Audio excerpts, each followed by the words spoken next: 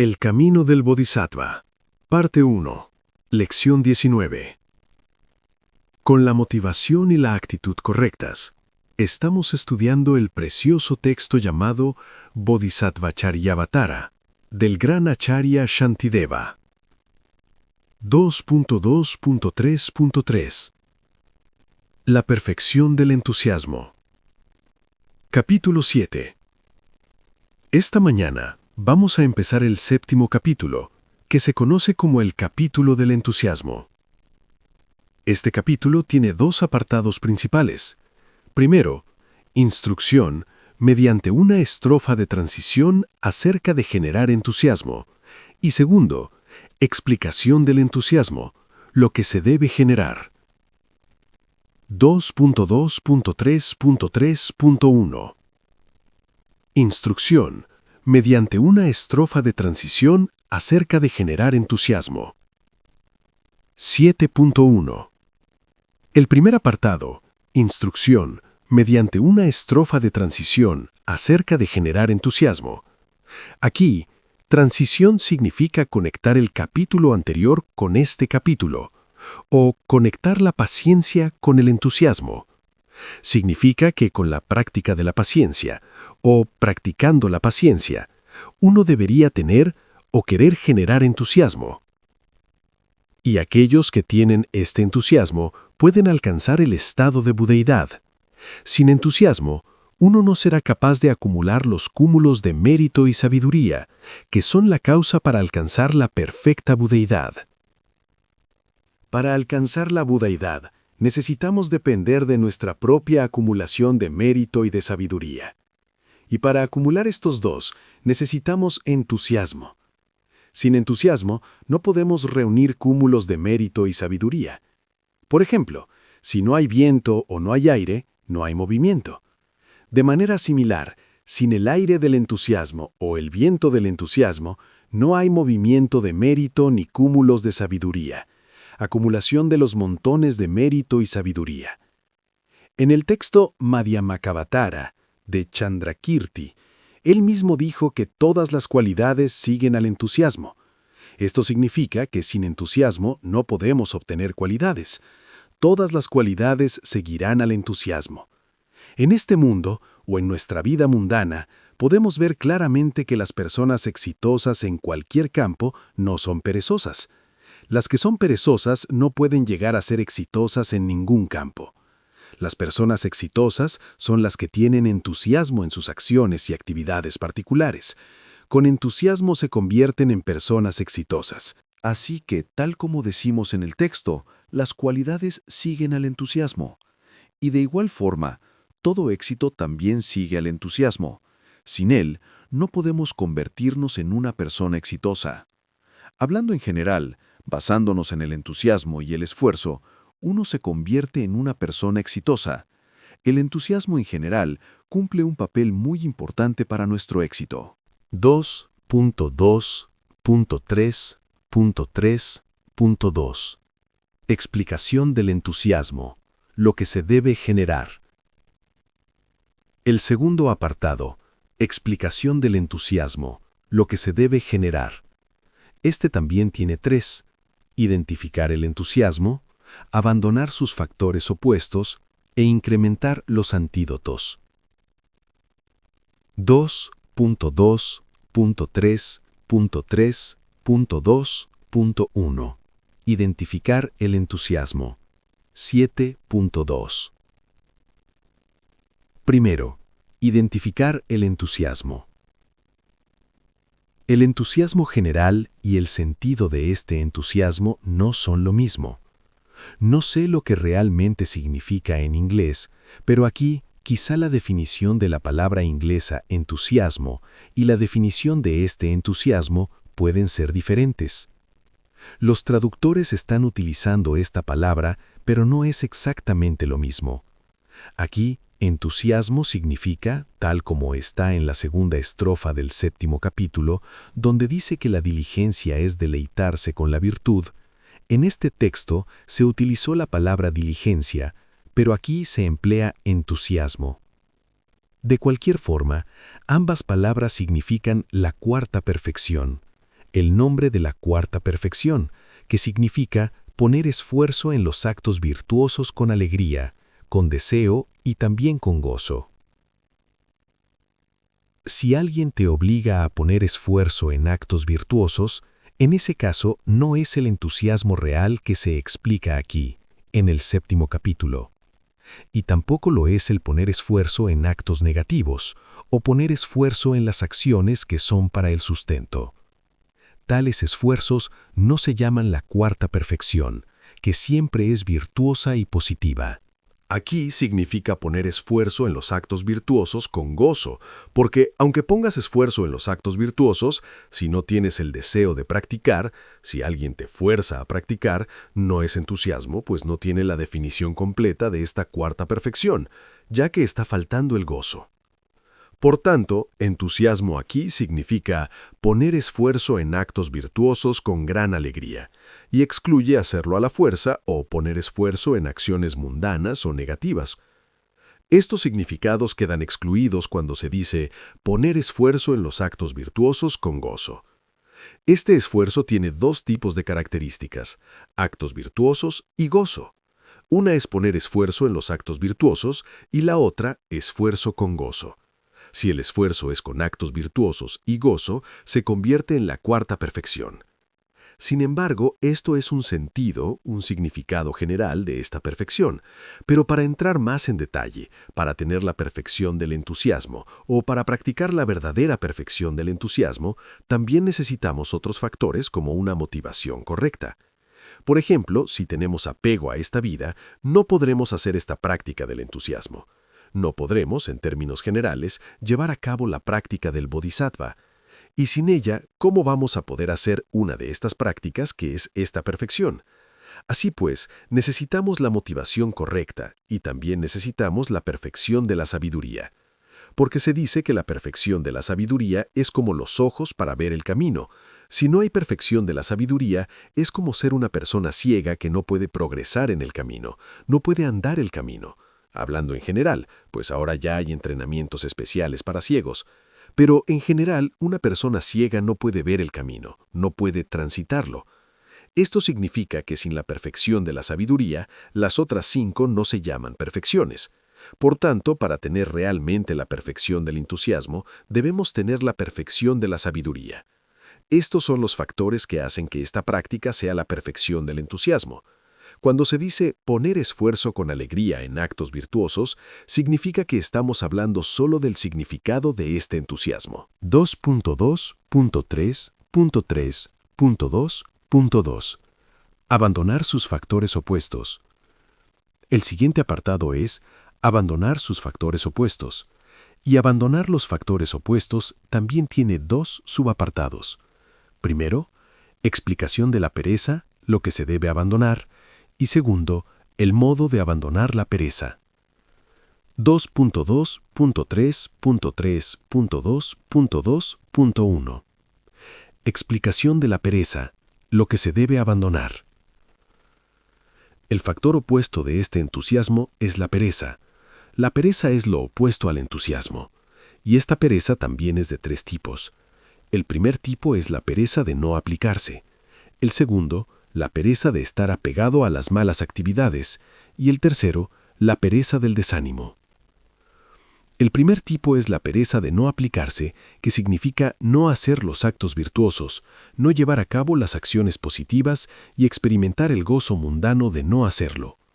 Si uno tiene este tipo de apego o ese tipo de pensamiento o de acción, se llama pereza de no aplicarse, que significa no aplicarse, no hacer los actos virtuosos, no comprometerse en ellos. Ahora, la segunda pereza se llama pereza de estar apegado a las malas actividades. Si uno tiene apego a actos no virtuosos o actos neutros, eso se llama la pereza de estar apegado a las malas actividades, y aquí, malas se refiere tanto a actos negativos como a actos neutros, que no son actos virtuosos. Y la tercera pereza se llama la pereza del desánimo. Si uno es muy pesimista y piensa no puedo hacerlo o no puedo llevar a cabo actos virtuosos, entonces tal pensamiento es desánimo, que es como una especie de falta de respeto a sí mismo o de desprecio a la propia capacidad, al propio poder. Uno simplemente desprecia su propio poder y su habilidad para hacer actos virtuosos. En resumen, en el guión dice, explicación de la pereza, lo que se debe abandonar. Y la pereza se explica a través de sus 3 tipos que serán desarrollados después en detalle. 2.2.3.3.2.2.2. El modo de abandonar la pereza. Ahora, el segundo, que es el modo de abandonar la pereza, que tiene 3 partes. Primero, el modo de abandonar la pereza de no aplicarse. Segundo, el modo de abandonar la pereza de estar apegado a las malas actividades. Y tercero, el modo de abandonar la pereza del desánimo. Aquí se explica el modo de abandonar estos 3 tipos de pereza. 2.2.3.3.2.2.2.1. El modo de abandonar la pereza de no aplicarse. El primero, que es el modo de abandonar la pereza de no aplicarse, también tiene 2 partes. La primera es identificar su causa y la segunda, abandonarla. 2.2.3.3.2.2.2.1.1. Identificar su causa. ¿Cuál es la causa de este tipo de pereza? ¿La pereza de no aplicarse? Aquí la causa es tener apego al gozo mundano sin realizar acciones virtuosas, simplemente relajándose, simplemente disfrutando del tiempo libre. Uno experimenta el gozo mundano pasando el tiempo sin hacer nada o simplemente teniendo tiempo libre. Además, mentalmente uno no está ocupado, simplemente se relaja. Si uno tiene este tipo de apego, esta es una de las causas de la pereza de la no aplicación. El segundo tipo de causa es como dormir o tener un fuerte apego a dormir. Uno no quiere llevar a cabo ninguna acción, no quiere comprometerse en hacer actos virtuosos y debido a estos apegos no siente tristeza por el sufrimiento en el samsara. Y debido a estas causas se genera pereza. 2.2.3.3.2.2.2.1. 2.1.2. Abandonarla. La siguiente es abandonarla. Después de identificar la causa de la pereza, uno necesita abandonarla, y esta también tiene 2 partes. Primero, generar la intención de esforzarse, y segundo, practicar el aplicarse. 2.2.3.2.2.2.1.2.a. Generar la intención de esforzarse. A su vez, generar la intención de esforzarse también tiene 2 partes. Primero, esta vida es impermanente, y segundo, contemplar el sufrimiento futuro. 2.2.3.2.2.2.1.2.a. Esta vida es impermanente. El primero, esta vida es impermanente, también tiene 2 secciones. La certeza de esto y generar urgencia contemplando la prontitud de la muerte. La 7.4 dice, arrastrado por la red de las emociones aflictivas, he caído en la trampa del nacimiento. ¿Cómo es que todavía no me doy cuenta de que me he metido en las fauces del Señor de la muerte? Aquí creo que significa como que uno ya está atrapado en la red del nacimiento por el cazador, que es la aflicción mental. Entonces, es obvio que no hay otro camino que la muerte. Después del nacimiento, nadie vivirá para siempre. Los que han nacido definitivamente morirán. No importa lo sanos que estén, ni cuánto ejercicio hagan, no pueden vivir para siempre. Incluso los médicos y los entrenadores físicos y todas las demás personas sanas, al final, también morirán. Nadie puede vivir para siempre, como todos sabemos. No se necesita ningún razonamiento lógico para esto. Una vez que hemos nacido, es seguro que moriremos. Estamos atrapados en la red del nacimiento. ¿Cómo es que todavía no me doy cuenta? Aún no entendemos que, después de ser atrapados en la red del nacimiento, moriremos. Cuando uno tiene un fuerte apego a dormir, o cuando tiene la pereza de no aplicarse, está atrapado en la red del nacimiento, y aún así, simplemente tiene apego a dormir y tiene la pereza de no aplicarse, y simplemente disfruta de las comodidades mundanas, de los placeres mundanos, como los animales en el matadero del carnicero. Todos los animales que están en el matadero del carnicero morirán uno tras otro, pero estos animales no son inteligentes. Cuando matan a los primeros, los que aún quedan disfrutan durmiendo o disfrutan de sus placeres mundanos. Algunos animales hasta pueden dormir en el matadero del carnicero con gran placer y sin saber que están atrapados en ese matadero. Asimismo, si disfrutamos del placer mundano sin hacer nada bueno, sin hacer actos virtuosos, o simplemente teniendo la pereza de no aplicarse, si actuamos como estos animales después de ser atrapados en la red del nacimiento, y si aún así disfrutamos, eso no está bien. Somos como los animales que simplemente descansan y duermen en el matadero del carnicero. Eso se explica en la estrofa número 7.5. La siguiente estrofa, 7.6, dice que todas las salidas están cerradas, que no hay otro camino. Todos los otros caminos están bloqueados. Los que han nacido solo irán a un camino que es la muerte. Están de camino a morir, en el camino a la muerte. Y no hay otro camino donde ir, pues todos los demás caminos están bloqueados. No hay forma de evitar la muerte, por lo que es como bloquear todos los otros caminos. Es el único camino abierto que podemos recorrer. Es inevitable que el Señor de la muerte se lleve nuestra vida tarde o temprano. Siendo así, si uno tiene apego o le gusta comer y dormir, ¿cómo es que aún disfruta de estar durmiendo y comiendo, etcétera, de todos estos placeres mundanos? No significa que no se deba dormir nada. Sin dormir no podemos sobrevivir. Significa que uno no debería dormir de más o no debería dormir demasiado. Nosotros, como principiantes, como seres ordinarios en este instante, necesitamos dormir, pero no demasiado. Más tarde, cuando logremos realizaciones más elevadas, entonces gradualmente podremos abandonar el dormir, pues no necesitaremos dormir en absoluto. Sin embargo, por el momento, para nosotros, esto significa que no deberíamos dormir demasiado. 2.2.3.2.2.1.2a.ii.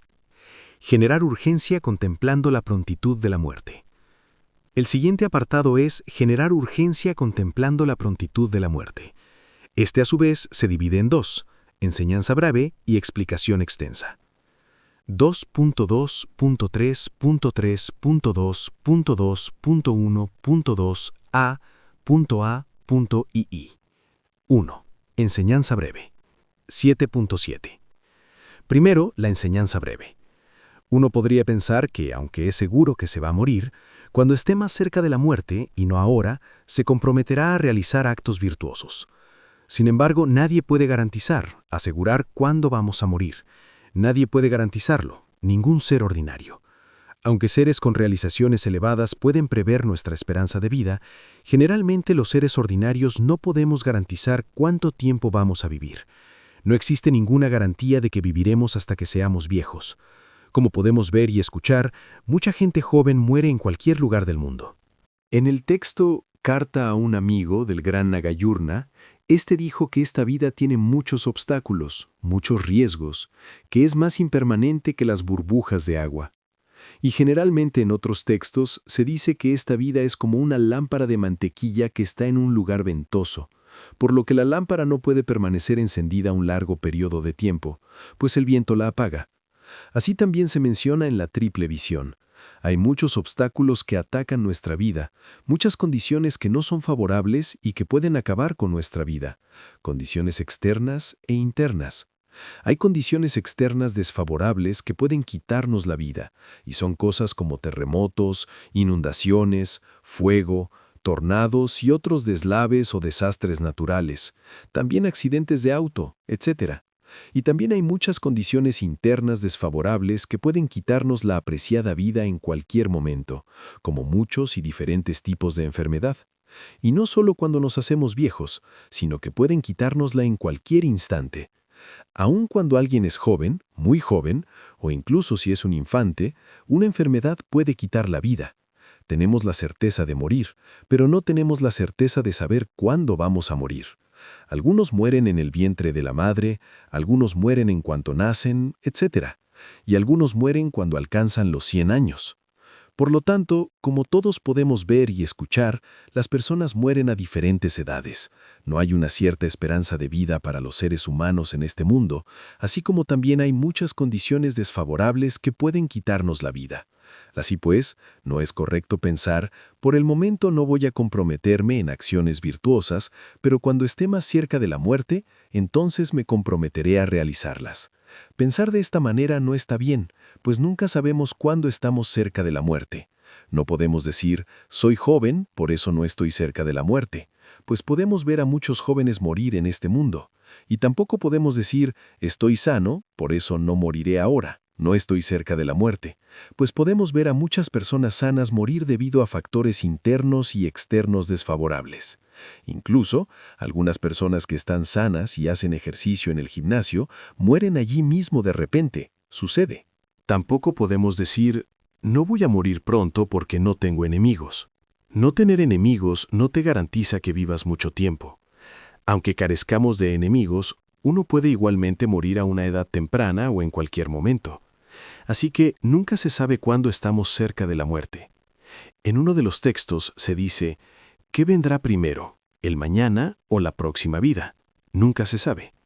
Es cierto para muchos jóvenes, justo antes de morir en accidentes o por cualquier otro factor, piensan, oh, el mañana vendrá primero, no la próxima vida. Pero después de unos instantes o de unas horas, la próxima vida llega primero antes que el mañana. Por lo que es cierto, como se dice en la enseñanza, mañana o la próxima vida, ¿cuál vendrá primero? Nunca se sabe. Nosotros, como seres humanos ordinarios, no tenemos clarividencia, no tenemos visión de largo alcance como los seres altamente realizados, así que no sabemos cuándo estamos cerca de la muerte. Pensar, no me aplicaré en virtudes ahora, pero cuando esté cerca de la muerte me aplicaré a hacer actos virtuosos, no está bien, porque nunca se sabe cuándo uno está más cerca de la muerte. 2.2.3.2.2.2.1.2.a.2. Explicación extensa. Del 7.8 al 7.10. El siguiente es explicación extensa, que va de la estrofa 7.8 a la 7.10.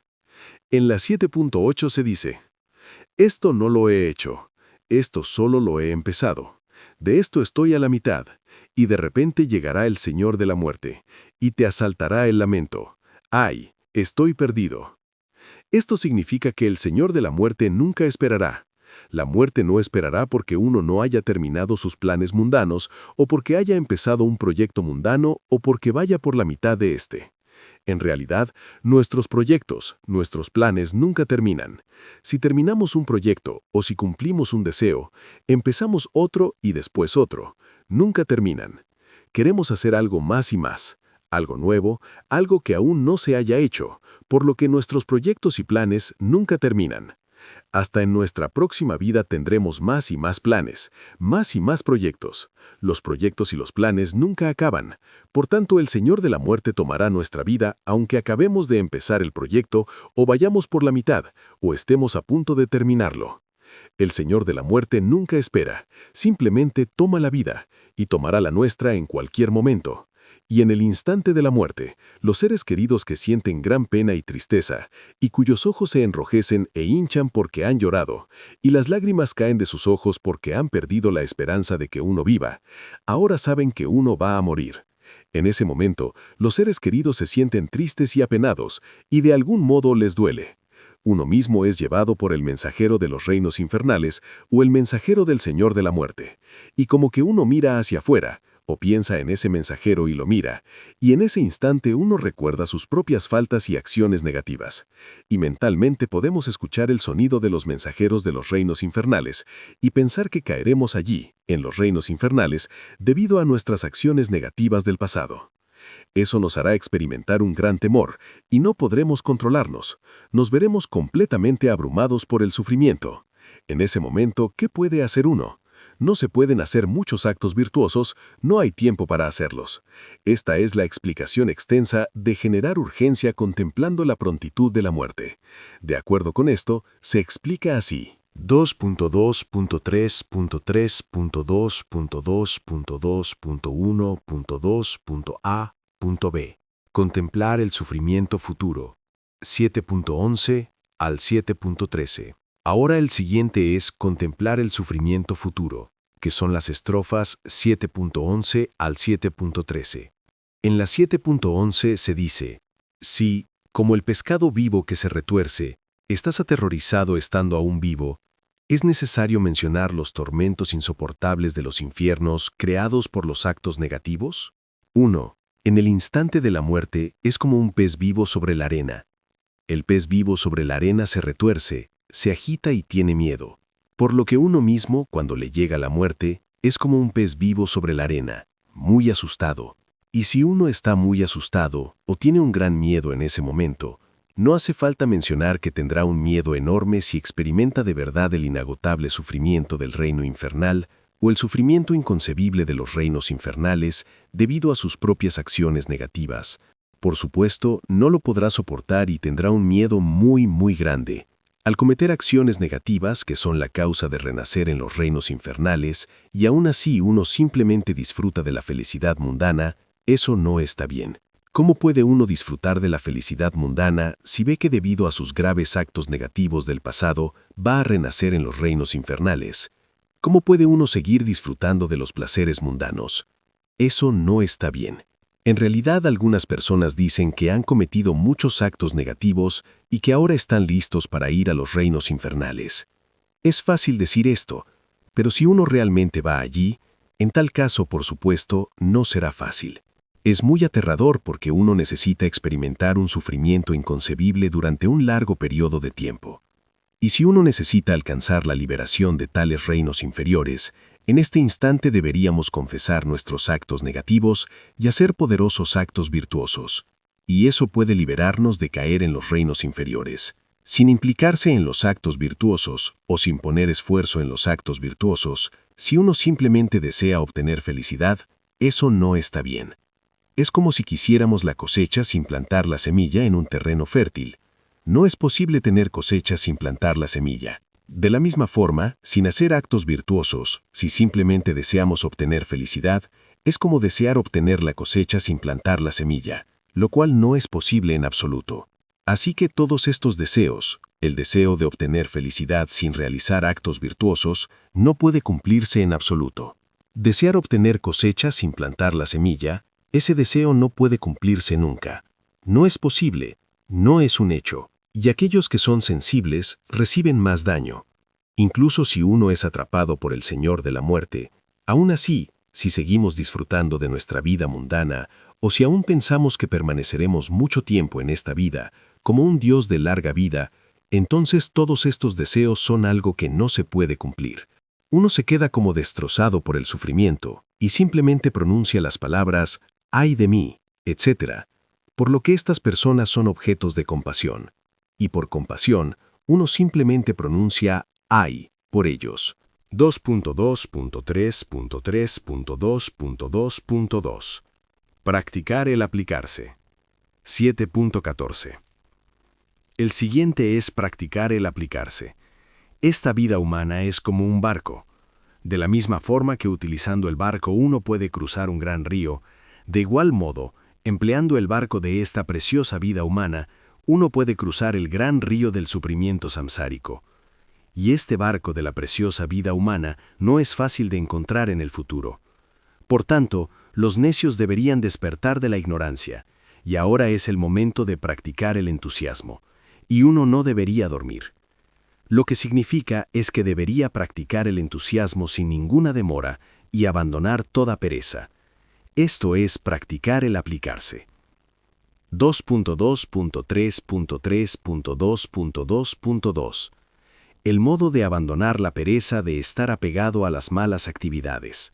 7.15 El siguiente es el segundo tipo de pereza, que es la pereza del apego a malas actividades. Esta se explica, en resumen, solo en la estrofa 7.15. Si uno abandona toda la infinita causa de gozo y felicidad, que es practicar el excelente Buda Dharma, y si le gustan las distracciones y los placeres mundanos como cantar canciones y demás, solo placeres mundanos, o hacer cosas negativas que son la causa del sufrimiento, eso no está bien. Aquí lo que significa es que abandonar la causa de la felicidad y comprometerse en la causa del sufrimiento no está bien. Ahora es momento de cambiar esto. Tener apego a la mala acción o implicarse en la mala acción es en verdad la causa del sufrimiento. Comprometerse en actos positivos es en realidad la causa de la felicidad. Y en este instante, aunque todos tenemos el mismo deseo de obtener felicidad y superar el sufrimiento, aún así, Por ignorancia, nos implicamos en la causa del sufrimiento y destruimos o no realizamos las acciones que son la causa de la felicidad. Actuar de ese modo opuesto, hacer acciones opuestas que son contrarias a nuestro propio deseo de obtener felicidad y superar el sufrimiento, no está bien. Si verdaderamente necesitamos actuar de acuerdo con nuestro deseo o actuar en algo que pueda cumplir nuestro deseo, debemos implicarnos en actos virtuosos y abandonar los actos no virtuosos. Así podemos cumplir nuestros deseos de obtener felicidad y superar el sufrimiento. Realizar acciones opuestas no está bien, y realizar acciones opuestas o acciones negativas se llama el segundo tipo de pereza, la pereza del apego a malas actividades o negativas. El modo de abandonar la pereza del desánimo. Ahora, el tercer tipo de pereza, que es la pereza del desánimo, el siguiente subapartado es el modo de abandonar la pereza del desánimo, que también tiene dos: enseñanza breve y explicación extensa. 2.2.3.3 2.2.2.3.1 Enseñanza breve 7.16 Primero, enseñanza breve. Es como, por ejemplo, un rey, cuando el rey derrota al enemigo o se vuelve victorioso mediante 4 fuerzas o 4 poderes. Aquí estamos hablando de tiempos antiguos, no del siglo XXI. En la antigüedad, el rey podía ganar la batalla mediante estos 4 poderes o fuerzas: la fuerza de los caballos, la fuerza de los carruajes, la fuerza de los elefantes, y el cuarto creo que es la fuerza de los soldados, de los ejércitos.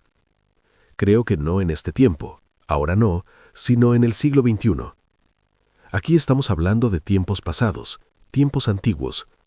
Ahora hay nuevos factores, fuerzas diferentes que pueden derrotar a los enemigos. En realidad, este comentario, este texto es muy antiguo, se compuso hace muchos siglos. Tal como el rey derrota al contrario o a los demás mediante estos 4 factores o 4 fuerzas, de igual forma los bodhisattvas pueden derrotar al objeto que debe ser abandonado a través de los siguientes factores. Uno es llevar la armadura del entusiasmo sin tener ningún pensamiento de desánimo. Y otros factores que son como las 4 fuerzas de un rey, pero aquí aplicados para abandonar el objeto que hay que descartar. También, mediante el poder de la atención plena o recolección y de la vigilancia, podemos llevar a cabo lo que se ha de adoptar y lo que se ha de abandonar. Y al mismo tiempo, también tenemos que controlarnos a nosotros mismos empleando el antídoto que nos permite abandonar lo que hay que descartar. Y además, tendríamos que practicar la igualdad y el intercambio de uno mismo con los demás. A través de estos 4 factores, seremos capaces de abandonar aquello que hay que descartar. Es decir, vamos a poder abandonar la pereza y demás factores negativos.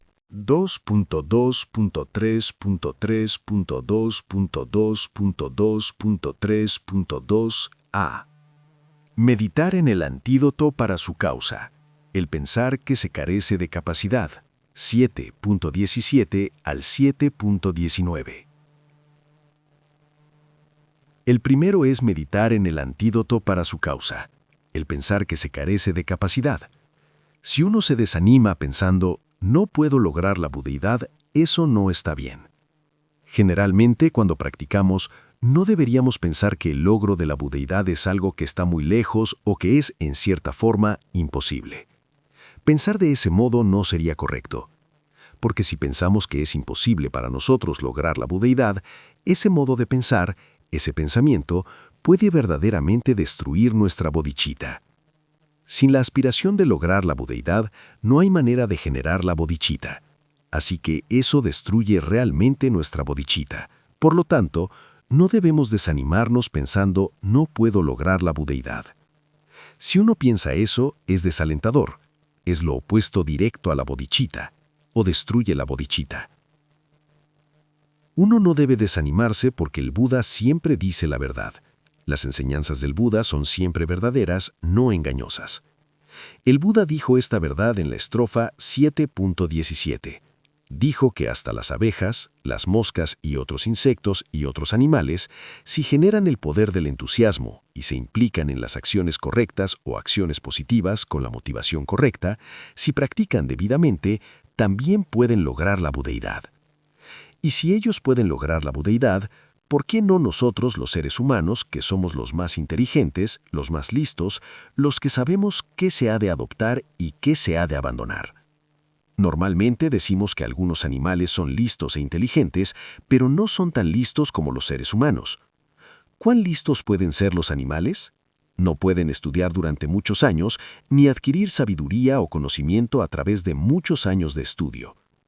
Aunque algunos animales son más listos que otros, comparados con los humanos no lo son. Incluso estos animales que no son listos pueden lograr la budeidad en el futuro. Entonces, ¿por qué no nosotros, los seres humanos, que somos los más inteligentes y los más listos entre todos los seres sensibles? Si no abandonamos la práctica del bodhisattva, definitivamente podemos lograr la budeidad perfecta para el bien de todos los seres. La razón de esto es que nosotros, como seres humanos, tenemos el mayor potencial para lograr la budeidad. En realidad, todos los seres sensibles tienen la potencia para lograr la budeidad. Por eso, en uno de los sutras, Buda dijo que incluso las abejas, las moscas y otros animales pueden lograr la budeidad porque todos los seres sensibles poseen esta potencia de la naturaleza búdica. Sobre todo, nosotros, como seres humanos, tenemos más poder para practicar o la mejor oportunidad para practicar el Dharma. Tenemos la condición adecuada para practicar el Dharma y también sabemos cuál es el beneficio de los actos virtuosos y cuáles son las consecuencias de los actos negativos. Nosotros sabemos todo esto, o tenemos la capacidad de saber todo esto. Y si no abandonamos la práctica del bodhisattva, entonces, sin ninguna duda, podemos definitivamente lograr la budeidad. 2.2.3.2.2.2.3.2.b.a. Meditar en el antídoto para su condición. Estar desanimado por las dificultades de la práctica. El siguiente, meditar en el antídoto para su condición. Estar desanimado por las dificultades de la práctica. Este apartado también tiene dos subapartados. El primero es no hay motivos para el desaliento y el segundo hay causas para la alegría. 2.2.3.2.2.3.2.b.a.i.1. Abandonar el miedo de que la práctica es difícil. Y el primero, abandonar el miedo de que la práctica es difícil, también tiene dos: planteamiento de la concepción errónea y abandonar la concepción errónea. 2.2.3.2.2.3.2.b.a.i.1.1. Planteamiento de la concepción errónea. Primero, planteamiento de la concepción errónea. Esto se explica en la estrofa número 20. Alguien plantea que, para lograr la budeidad, es necesario dar sus manos y piernas y todas las partes del cuerpo, y por eso tiene miedo a la hora de aplicar la práctica del bodhisattva, o de realizar tales actos virtuosos, y por eso no quiere realizar todas estas prácticas, por miedo a dar las partes de su cuerpo. Pero esto que se está planteando aquí es una concepción errónea. 2.2.3.2.2.3.2.b.a.i.2. Abandonar la concepción errónea. Ahora el siguiente apartado es abandonar la concepción errónea, que también tiene dos: abandonarla mediante la comparación y abandonarla mediante la habituación. 2.2.3.2.2.3.2.b.a.1.2.a. Abandonarla mediante la comparación. 7.20 al 7.24.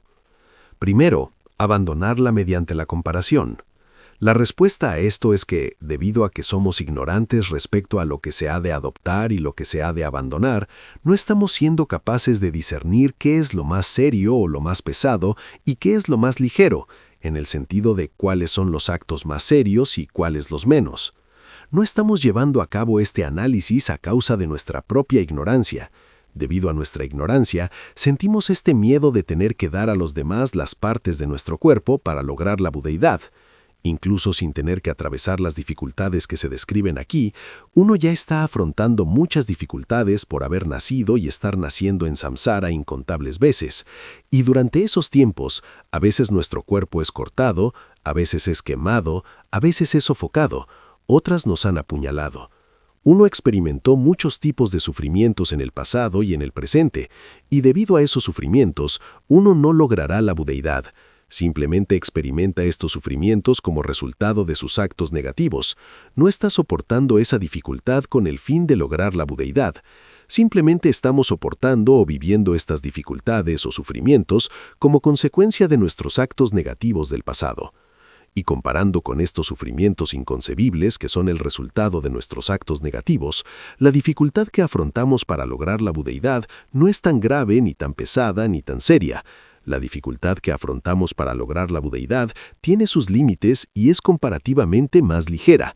Es menos sufrimiento que el sufrimiento que experimentamos como consecuencia de nuestros actos negativos del pasado.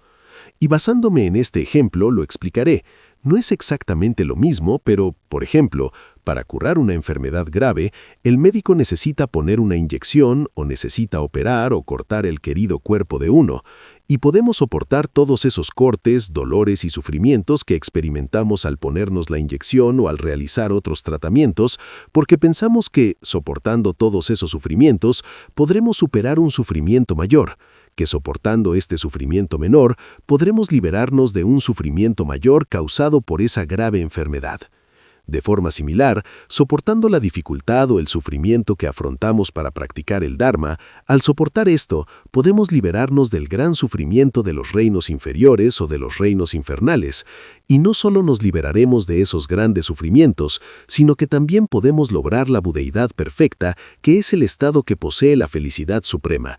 Y la felicidad suprema que uno puede obtener en el estado de iluminación o budeidad permanecerá para siempre. Es una felicidad suprema irreversible. Así que cuando los médicos ponen alguna inyección u otras cosas con el fin de eliminar la enfermedad, en ese momento uno puede soportar, puede tolerar esas dificultades. De igual manera, para obtener la liberación del sufrimiento del samsara, algún sufrimiento de los reinos inferiores, debemos soportar el sufrimiento menor que afrontamos como seres humanos para lograr la budeidad o para realizar la práctica del bodhisattva. En realidad, se dice que el método para practicar el Dharma es de hecho incluso más fácil que algunos tratamientos que necesitamos hacer para curar una enfermedad. Así pues, el Buda ha dado un método muy habilidoso, un método muy suave, un método muy fácil de realizar, o de lograr fácilmente la budeidad a través de métodos sencillos. Y este método sencillo puede realmente eliminar para siempre la gran enfermedad de las aflicciones mentales, y comparado con otros, no es difícil soportar la dificultad de practicar el Dharma, o de realizar la práctica del Bodhisattva para lograr la budeidad. Por tanto, se debe practicar o seguir el modo de vida del Bodhisattva. 2.3.2.2.2.2.B.A.I.2.B. Abandonarla mediante la habituación. 7.25 y 7.26. El segundo es abandonarla mediante la habituación. Uno podría pensar cómo dar la propia carne, una parte del cuerpo, cómo puede ser un método suave o fácil. La respuesta es que el Buda no dice a los principiantes que den carne o que den partes del cuerpo a otros. Cuando el Buda dijo a los discípulos que practicaran la generosidad, dijo que primero deberíamos acostumbrarnos dando cosas pequeñas como verduras u objetos menores a los demás, y luego, gradualmente, nos vamos acostumbrando y poco a poco podemos hacer más y más. Finalmente, también podremos dar una parte de nuestro cuerpo sin ninguna dificultad o sin tener dolor ni sufrimiento. Cuando uno está tan acostumbrado, dar parte del cuerpo es como dar verduras a los demás. En ese momento no se tiene ningún aferramiento ni ningún apego. Incluso si uno da esa parte del cuerpo, no tiene ningún dolor ni sufrimiento. No como nosotros, no como principiantes como nosotros que, si damos una parte del cuerpo, sentimos un gran dolor. Pero cuando ellos están más avanzados, cuando alcanzan una realización superior, en ese momento, aunque den una parte de su cuerpo, no tendrán ninguna dificultad, no sentirán dolor ni sufrimiento. Para ellos ese acto de dar es como si estuvieran dando verduras a otros. En ese momento no hay ninguna dificultad en absoluto. Por lo tanto, se dice que este tipo de práctica es suave, porque no causa dolor ni sufrimiento, no es difícil, es un método suave para lograr la budeidad. 2.2.3.2.2.2.3.2.b.a.2 abandonar el abatimiento por la larga duración. 7.27 y 7.28. Ahora el siguiente es abandonar el abatimiento por la larga duración de estas prácticas. Uno piensa que tiene que padecer todas estas dificultades, estos retos durante un largo periodo de tiempo, hasta que el samsara termine. Y la respuesta es que no, ese no es el caso, porque si hemos abandonado los actos negativos, entonces no hay causa para experimentar sufrimiento, y, sin ninguna causa, no experimentaremos ningún sufrimiento.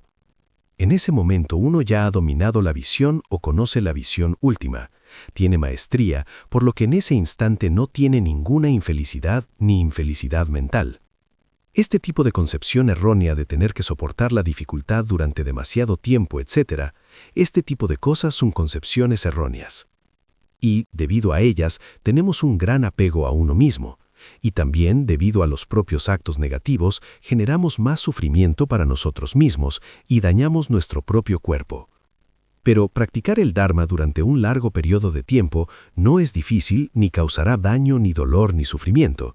En cambio, como resultado de nuestro propio mérito, sentiremos alegría y felicidad física y mental, y uno no se sentirá triste aunque permanezca en el samsara por el bien de todos los seres, porque en ese momento se convierte en un bodhisattva más avanzado y tiene una compasión más avanzada y grande. 2.2.3.2.2.3.2.b.b.